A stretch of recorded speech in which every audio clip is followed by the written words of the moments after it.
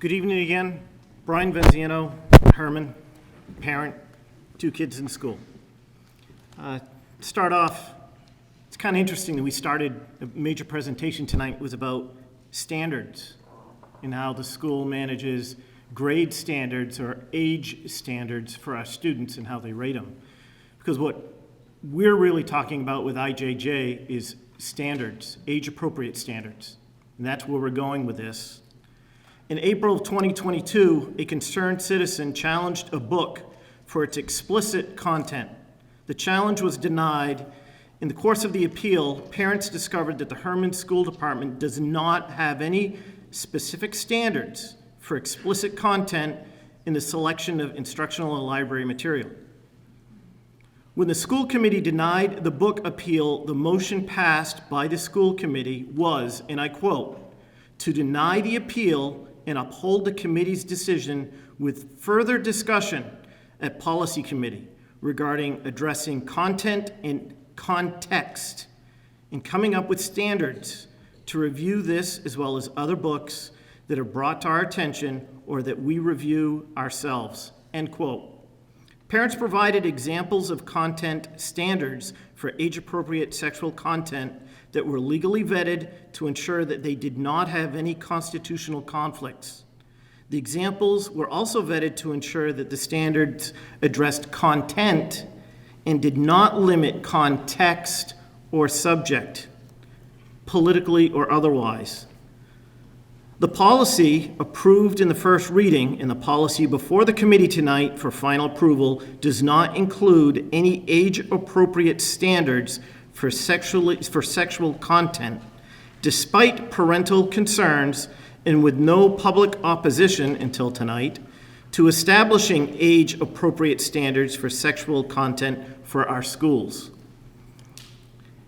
As it stands tonight, there are standards issued by the FCC that prevent explicit content from being aired on the radio and on the TV. And parents can block mature and adult content on streaming devices, but minors can view explicit sexual content without parental knowledge in our public school library. Our public schools should be the standard bearer for our community and emulate the highest educational, moral, and social standards. How can a public school demonstrate high moral and social standards while allowing explicit sexual content in our libraries?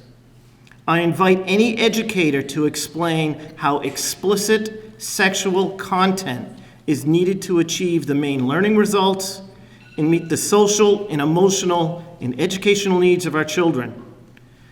This issue is not limited to 1 or 2 books in our school library. After a limited review of the books within the high school library, it has been discovered that more than 80 books contain sexual content. The review process will be further discussed in following comments. Sexually explicit content has significant impact on our minors, issues that have yet to be discussed and addressed by this committee. Some of these issues will be outlined by Caroline Delmonico.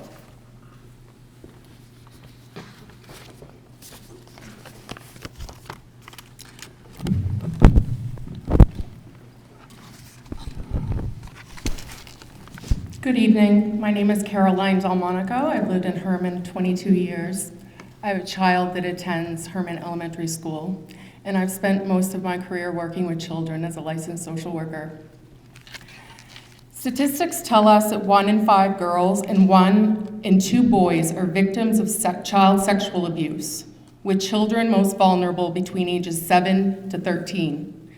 According to our most comprehensive report conducted by the American Association of University Women and published by the Department of Education in 2004, nearly 10% of K-12 students have been victims of sexual misconduct by a public school employee. To believe it cannot happen and does not happen in Maine public schools is to be willfully ignorant. Any institution that assumes the responsibility of caring for children is a natural target for adults with ill intentions.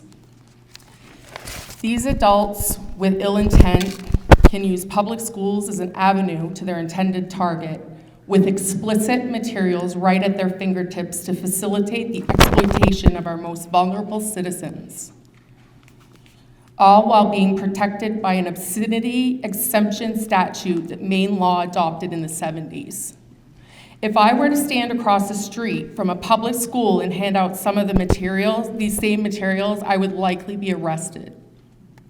Children cannot always discern right from wrong, and carefully chosen material can be used by adults to exploit vulnerable children for sexual abuse. Today, we often find our public schools becoming an arm for supplying erotically stimulating content to the immature brains, bodies, and memories of our children, ultimately rewiring their brains, affecting their worldview and how they perceive themselves and others. Students who are exposed to sexually explicit materials have a higher chance of harassing fellow students. And sexual harassment between students has become increasingly prevalent in public schools. Children that are victims of sexual abuse and exploitation carry trauma within their psyche. Viewing sexually explicit content can reawaken their trauma and, in essence, re-traumatize them. Easy access to pornography and sexually explicit content is already worrisome and concerning for parents. We are tasked with monitoring our children's access to content that can harm them on a daily basis. But we should never have to be concerned about them accessing this material at school. Neither children nor their parents are capable of giving informed consent to the unknown short and long-term effects of premature exposure to sexual stimuli. More importantly, parents are not even given the opportunity to consent to the materials, and there's no age-appropriate content standards to inform parents of the objectionable and even dangerous content to which their children are being exposed. Parents have been unable to protect their children from obscene materials in school by simply opting out, leaving students even more susceptible to exploitation and abuse from other students and adults. The fact is, many American public schools have been hunting grounds for sexual predators, and those of us who are fearful about abuse in schools are not in some kind of moral panic. We're using our intuition to assess a real danger to our children. To set age-appropriate standards on the content we invite in our children's schools is basic. The sexualization of children is a moral crisis in today's society, and they are being sensitized to sex and violence at the hands of adults who are supposed to protect them. Schools should be the one place, if not any other, that children can go to without explicit, violent, or pornographic content being thrust upon them as education.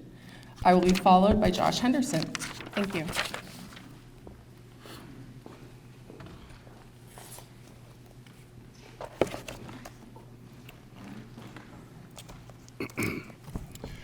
Good evening. My name is Josh Henderson. I have been a Hermon resident for 22 years, and I have 2 children in the Hermon school system. I appreciate the opportunity to speak with you tonight. I would like to provide some information about booklooks.org. I will refer to it as Booklooks going forward. Booklooks is a group started by parents looking for resource material pertaining to age-appropriate content in books accessible to children in K-12 schools, both public and private. Every book that has been evaluated by Booklooks was found in a public school library. Booklooks is a nonprofit organization that is not associated or affiliated with any other groups. Booklooks is operated by a diverse group of avid readers. The information they have acquired is free to anyone that wishes to use it. We used Booklooks' thorough content reviews, slick sheets, and data to find one book in the Hermon Middle School library and over 80 books in the Hermon High School library with questionable age-appropriate content. We were not able to execute a complete search of the Hermon High School library works and materials. Booklooks' mission is to write detailed and easy-to-understand book content reviews centered around objectionable content, including explicit sexuality, nudity, violence, and profanity. Their goal is to make these reviews available to all parents so they can make informed decisions. Book Looks does not support banning books. Their mission is to inform parents on what is being made available to their children in schools. Parents can use this information to provide the proper guidance to children reading any of these books. As we are tonight, parents can use this information to speak with school committees and school boards to determine what works should be made available to their children while under the care of their schools. Book Looks developed their content-based system to provide a means of assessing the appropriateness of a book for K through 12 children based on the content in the book. Their system is meant to be a guide for parents, teachers, and librarians who want to know what objectionable material is found in a book. When reviewing a book, Book Looks includes a wide variety of potentially controversial content. The rating level given is based on content that has been legally and statutorily categorized as explicit, offensive, or obscene. This mirrors what is done for other media, such as motion pictures, television, and video games. That's the way we have always done it, isn't going to move this school system forward. Our Hermon school system and community can achieve something significant for the children of our town if we commit to work out of our comfort zones and implement age-appropriate content standards. Thank you.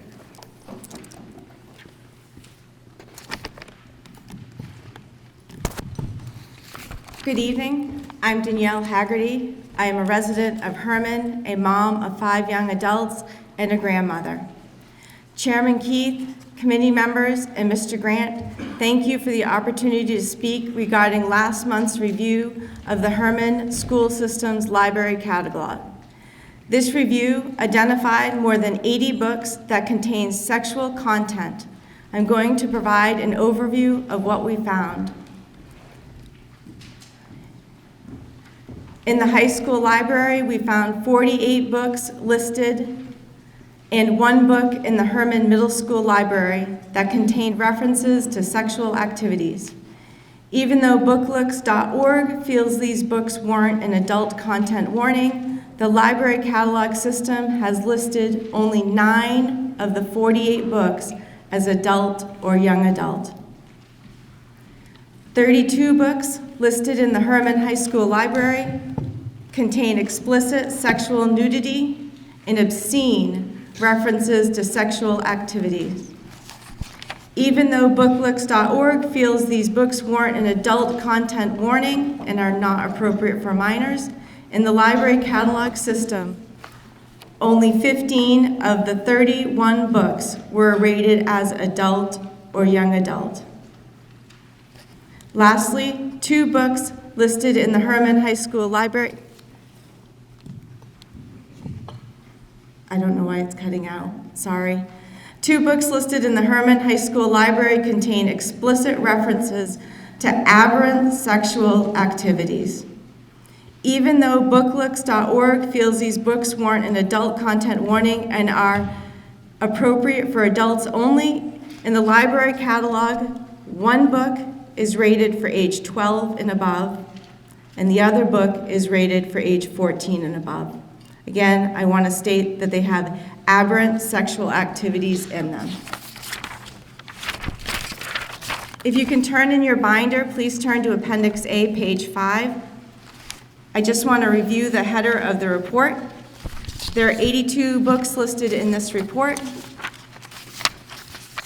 The way the report is designed, the title is presented, the author, where we located the book, what the book rating is, what the catalog in the Hermon School System Library says it is age appropriate for, and it says this book contains, and it gives you the highlights of the content. Lastly, some of them offer slick sheets, which is a condensed version of a book report. In the digital version of this report, which I'd be glad to supply if the committee would like, Each title has a link to both the report and also the high school catalog entry. If we go through sold, we see the title Sold by Patricia McCormick at the high school is rated 5 in book looks, but in our system it's rated for ages 12 to 19 with explicit aberrant sexual activities, rape of minors, and prostitution. You may be wondering how we got here. It appears companies selling these books are providing misinformation to schools across the country by implying the content is appropriate for kids as young as 12 years old. And minimizing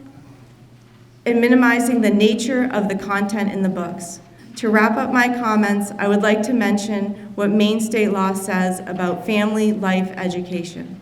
State law says comprehensive family life education means education in kindergarten to grade 12 regarding human development and sexuality, including education on family planning and sexually transmitted disease that is medically accurate and age appropriate, that promotes responsible sexual behavior with an emphasis on abstinence. However, there are multiple books in the high school library available to minors as young as 13 years old that contain material that is not age appropriate and do not promote responsible sexual behaviors or abstinence. How is this consistent with Maine law and in the best interest of our children? I'm sorry for running over. I got thrown off by the mic situation. I introduce Derek Wood next. Good evening, Mr. Chair, Madam Vice Chair, members of this committee, and Mr. Superintendent. My name is Derek Wood from Hermon, Maine. I'm here today to request that you include age-appropriate standards regarding sexual content within the school policy titled Instructional and Library Material Selection. This policy is commonly referred to as Policy Code IJJ. These proposed standards have been provided to the members of the school committee in advance. As you have heard tonight, there is a large disparity or dissimilarity between the current school policy and what an independent book reviewer recommends for age-appropriate content. Regardless of what your thoughts are regarding the reviewer book looks, I think we can all agree that prudent and sensible adults would consider the references of aberrant sexual activities, such as sexual assault or battery, bestiality, or sadomasochistic abuse, is inappropriate for public school-age children. I would also like to add that children under the age of 18, while under the responsible supervision of the school system, should not have access to books or materials that contain obscene references to sexual activities involving anal, oral, or vaginal intercourse. This is not about a lifestyle. This is about protecting kids. There are 33 books currently in the Hermon High School library that contain one or multiple references I just mentioned, and that is very concerning. If the Hermon School Committee is not willing to vote for the inclusion of age-appropriate standards for sexual content tonight, I'm respectfully requesting that common ground be allowed to prevail to discuss the implementation of a very robust and cohesive policy that protects all children. One way common ground can be established is to make a motion to send this back to the sub-policy committee. After it is sent back to the subcommittee, an ad hoc committee can be assembled to establish a channel for communication that would allow both parties to outline their positions as well as express their concerns, their fears, their expectations, and ambitions. I do believe that the Hermon School Committee and the community of Hermon can find common ground that promotes collaboration, a respectful approach to adopt a reasonable solution. However, that requires dialogue. And that dialogue we need dialogue that facilitates an inclusive, discrete approach to establish middle ground. Common ground is the act of problem solving, and middle ground is compromise. Common ground is needed to establish the middle ground. Thank you.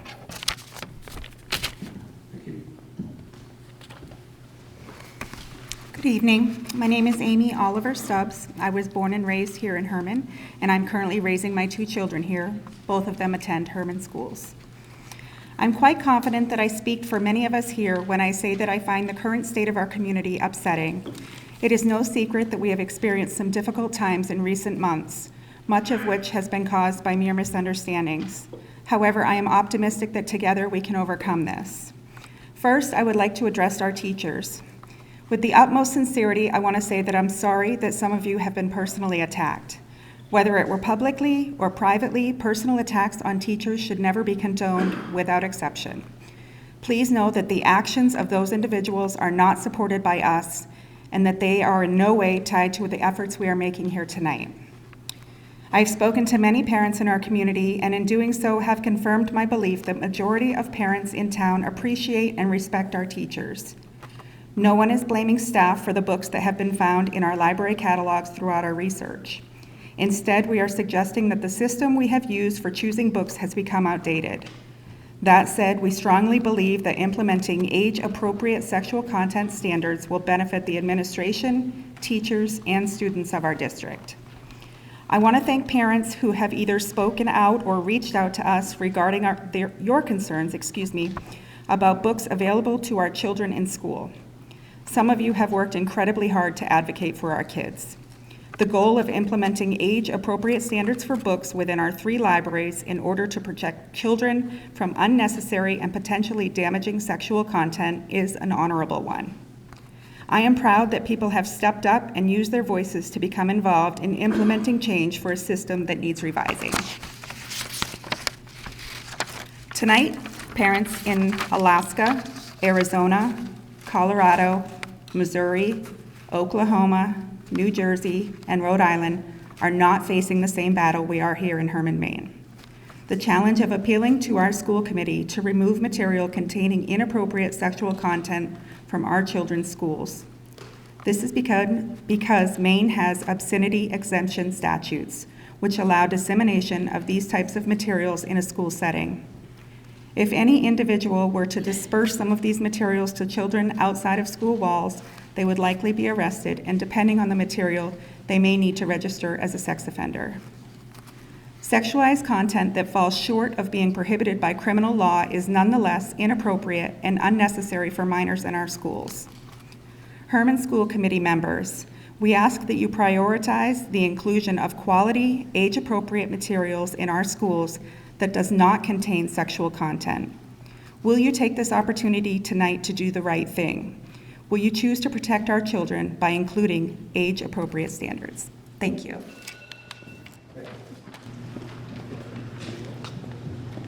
All those in favor? All those opposed? That motion carries. Were you opposed or for it? I'm for it. Oh, Lauren is opposed. All right, that takes us to items 7, new business.